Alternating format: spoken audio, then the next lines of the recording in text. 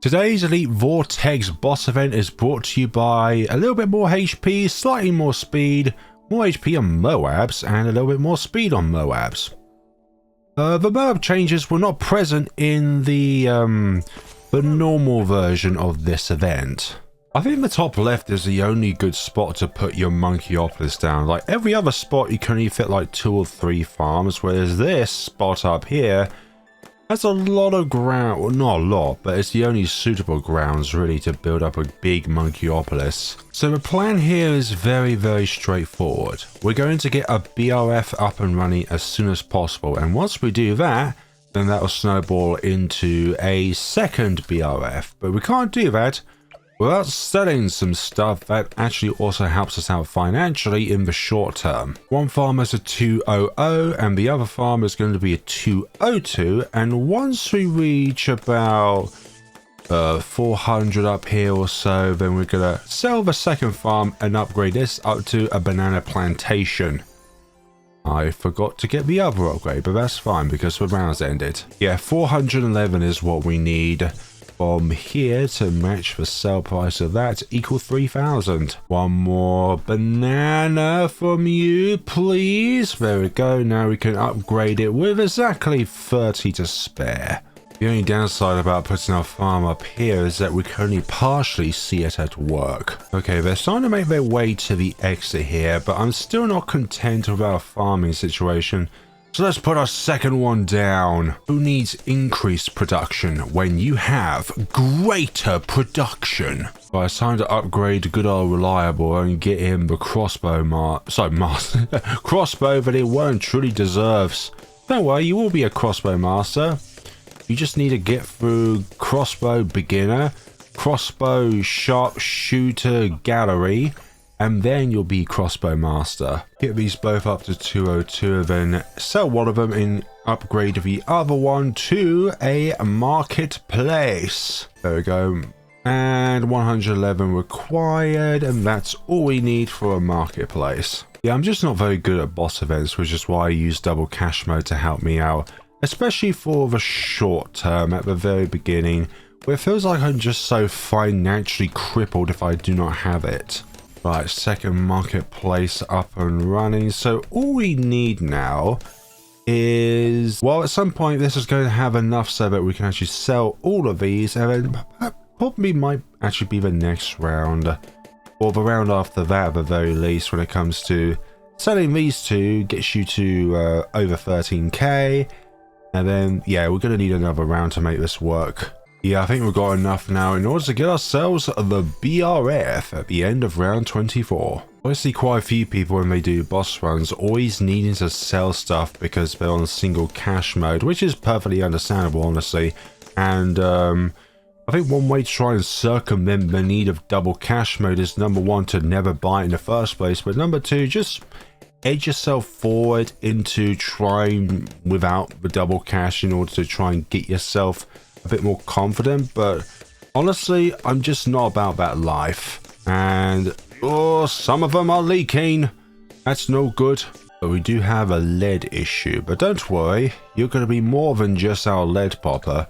You're also going to speed up this BRF's production rate. Right, I think we need a bit more money before we get you. We'll sell you anyways, and then hopefully at some point here we can get our overclock up and running and apply it to the BRF. It's much better to do it like that than trying to get yourself a second BRF up and running. Luckily, Vortex doesn't stun power, so we can put our tech bots down here and they will not be affected by the Vortex, no matter how many times he decides to blast his insides for the rest of us to be able to witness. And stun our towers and paragons along the way. Looks like we need more firepower at some point. These yellow balloons are a menace. But before we do that, let's get a second BRF up and running. Right, do we have the pierce to get through this round? Just about. Yeah, definitely just about. Luckily, these pinks at the last wave around 36 are a bit more spaced out. Right, we'll get you up to sharpshooter before we do anything else, but we do need the additional firepower by upgrading our crossbow to the crossbow sharpshootery. Get a third BRF while we're at it. But I was trying to think about our next maneuver here, but not without thinking about our tier 1 defense. And also the means of setting our tier 1 defense after we defeat a tier 1. Don't worry, you'll be used more than just a means of setting stuff around you. You're gonna make us a boatload of cash. Get it? Boatload? Sorry, I'll leave. Just kidding, I'm here to stay. And you're gonna be stayed on this vortex, but you're kind of a tough bugger to try and take down, so we need to go up to the elite defender if we're gonna have any luck. But I think upgrading you up to a 420 is quite good here. And obviously you're outside of the range of the boat, so you're only buffing the sniper, which is good. Yes, let's make round 41 as long as possible. Elite defender up and running, thank you. Okay, next up, more farms. Right, put the fertilizer onto the BOFS receiving the overclock double stacks. And I'm going to need you on first. Just hope there's no camo balloons. Please no camo balloons. Oh gosh, our OC is being disrupted. Fourth BOF, that's absolutely fine. And I think I put this in a really annoying position because now I can I can put a farm there, good. The gloopy train must keep going. When I say gloopy, I mean gravy. I'm going to put this on you just so that if any camos try and slide along by while this is being stunned, do not worry, we can still deal with them. Yeah, I really wish I put this in a slightly different spot, like closer to the waters over here, because now we've got this money in which we could put down a farm, but we can't because you're in the way. I guess we'll just live with our mistakes. Although we can just put you up to a trade empire if I feel like I have excess money. You know what? We're going to do that for the long term. Right, after what feels like an eternity of taking down tier 1, we are finally there. Finally. With too much cash, well, not too much cash, but this cash needs to be spent for future endeavors. Unfortunately, we can't put down another farm over here, but guess what? With the help of a snowstorm, we can. Just set it afterwards. Right, with what we've got at the moment, can we hold off this entire assault? Yes, because the Trade Empire actually gains a bit of damage once it's upgraded to the Trade Empire. No way, it's the merchantman that gets more damage, doesn't it? My bad. We are almost at the stage where we can start thinking about getting our Monkey City over here to the Monkeyopolis. If you're reliant on a snowstorm or just even like an Arctic wind to place down your banana farm in an area which you would normally not be able to go into because the water's stopping it, as long as the farm itself is majority on land, then the banana farm will stay on the track rather than being automatically sold. But you are slightly outside the range of being able to affect that farm up there, but no worries. With the help of Overclock, we can reach far and beyond. Right, let's get this up to a banana central and see what's going on here. Running quite far behind because I forgot to upgrade our second village over here to a Monkey City so that it increases the amount of cash that our Monkeyopolis generates. Not good whatsoever, and I'm beginning to believe that I may actually need to get the mad first before I buy the banana central. But I'm greedy, I'm going to go with banana central first before we go with the other option. Come on, there we go, we got ourselves that. And hopefully they'll take us over, well, so say take it over the finish line, but you're going to retain this because I only just upgraded you up to banana central. Okay, next we need to get the mad. I know, we're mad, aren't we? If I was feeling stupid, I'll also try and pursue Ultra Boost before going up to the mad, just to enhance this thing just a tad bit more, but I just don't think we've got the choice here. First skull down. I just don't trust all of these ceramics because the mad is extremely useless against huge hordes of ceramics. Like, it can pop a few of them, but just not all of them. It just doesn't have the pierce. It's a Moab killer. Oh, no, no, no, no, no, no, no, no, no, no, no, no, no, no, no, no, no, no, no. Oh, I needed that more gloves at the end of the track there. Hey, this round. Great. Now this is disabled. I can't sell it. Oh, great, but I don't require to sell it because I may need it still. My god, this is taking so long to pop. What's happened to the damage of the mad? Right, ability on it. Maybe I just need to ultra boost the mad, because these balloons are getting very fast, especially this this hurricane behemoth. Right, are you going to disable the mad? No, which is good. As soon as you are released from your chasm, we're going to do that. And I've just realized we have all this money and we're not using it on farms because I'm too focused on trying to beat down the boss. Yeah, that is not what we call around these parts a very, very fun time. I'm going to need to do this again just to fit a farm over here, just to maximize space. Wasn't the biggest fan of that, to be honest. Right, put you up to crossbow master. It would also be helpful if I used all my fertilizers. There are a few ways in which you increase the amount of cash that your merchants or your favorite trades can actually produce more cash. Number one, in the vicinity of a monkey city. Number two, with a trade empire on the field. And number three, lots of central markets, 10 of them at most, because you don't get any more stacks after that. Got 5 so far, including the Monkey Wall Street itself, but we do need that 10 to get the most out of our boats for farming.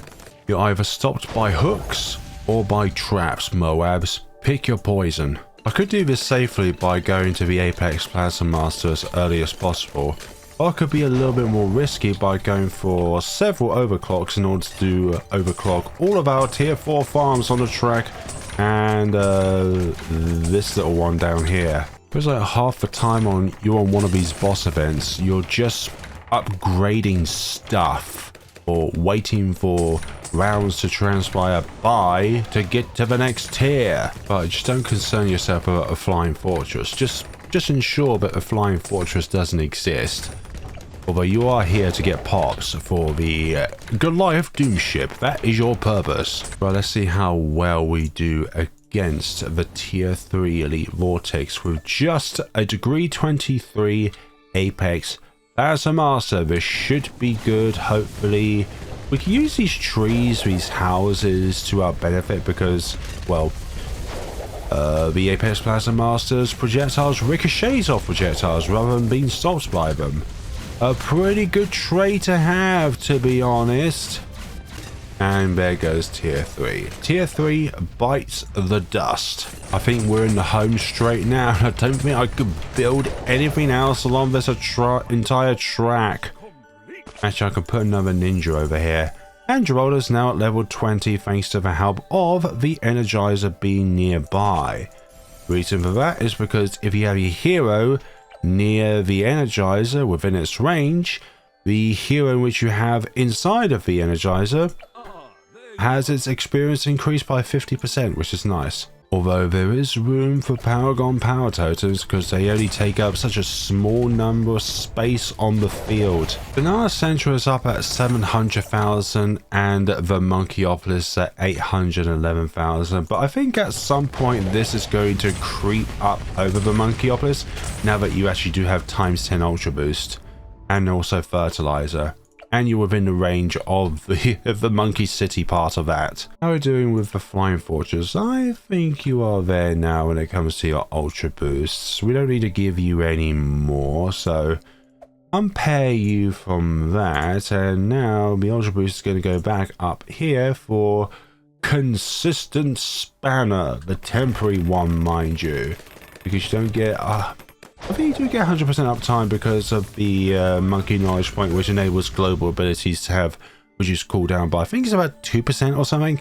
And then we have the Energizer as well on the field. So maybe it's just about 100% with an overclock, but I'd rather just have it with an Ultra Boost, to be honest, with that guaranteed safety net, etc. But I think 8 is going to be enough for totems for us. So we're going to use up quite a bit of money, but... let's say 1.5 million. That's going to be a very, very nice number in order for us. Okay, we're 46 over, for goodness sakes. Don't get all mathematical with me in the comment sections below. And we have a terrifying round Paragon degree number. Out of all the Paragons in the game, I know that I can always rely on the endeavors of the Ascended Shadow. Unless it's Blastopopulous. I just wish we can see how much money the Pirate Lord has generated, but There's no counter for it. I'm just going to call the Royal Society for Protection of Cash Counters. Another several totems later, and we're going to get ourselves our Master Builder up and running. We're going to get ourselves a degree level 62. Okay.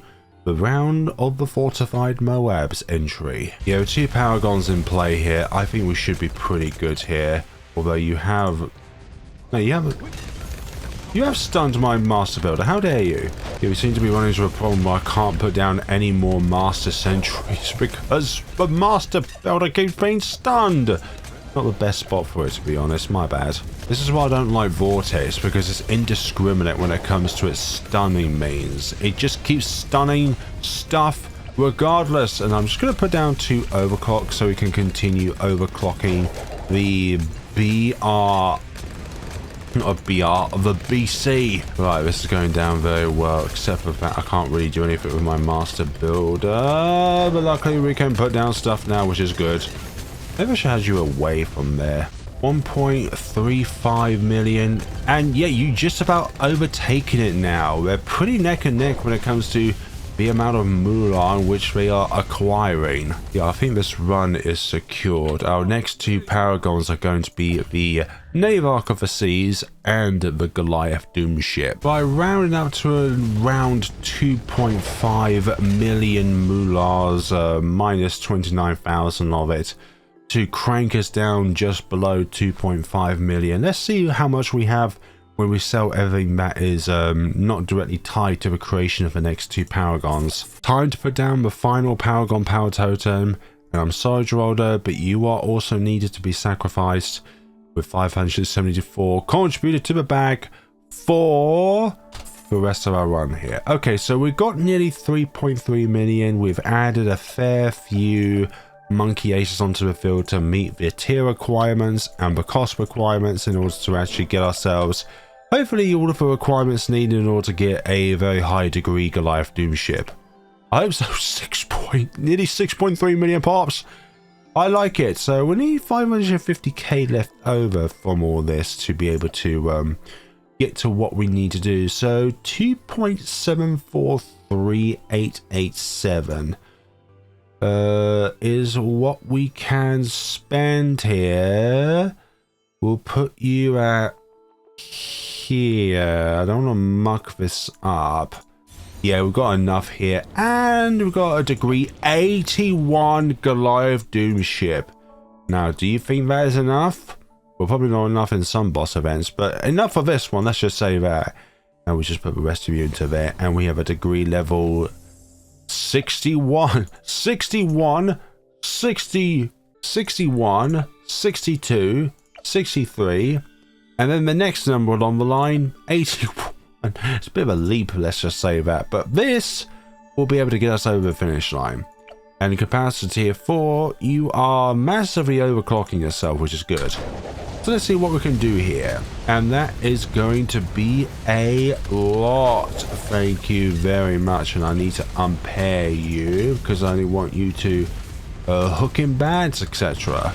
Yeah, I think it's safe to say that the Vortex is not leaving this part of the track, let's just say that, and perhaps I should use that ability later on. Yeah, it's not even looking remotely close. It's still taking damage while it shields up. Like, that's how horrible we are treating this Vortex here. Just, oh gosh, I feel bad for it, but at the same time, with the amount of torment this has given me over the years, I really don't feel bad for it whatsoever. You're not even leaving your spawn, which is perfectly fine by me, and that is how you deal with Elite Vortex, and hopefully not being stunned by it. Were you stunned by it? Of course you were. This is Elite Vortex, of course it will stun you. 8.5 million cash generated. Nearly half of that went straight to the Goliath Doom ship. Oh, I love it. I also hate it as well. Damn you for being stunned. 6 million, nearly 5.5 million, 15 million, and then the Sava show, obviously, nearly 6.5 million before Goliath. Now you are Goliath, you just Well, you kind of went up a little bit when it comes to your pop count. Ace Micro, anyone? But thank you all so much for watching, everybody. Please let me know what you thought of the video down in the comment sections below. Sorry, and for some odd reason, this felt like a very slow boss event, even though Candy Falls is one of the easiest maps in the game. So I feel like I was doing a lot when it comes to like preparing your paragons and placing down all your towers and making sure all of the requirements are for the Naval Arc of the Seas when it comes to getting the most amount of cash out of each boat, like your cities and your central markets, and making sure trade empire was on the field. But anyways, thank you all so much for watching, everybody, and take care of yourselves.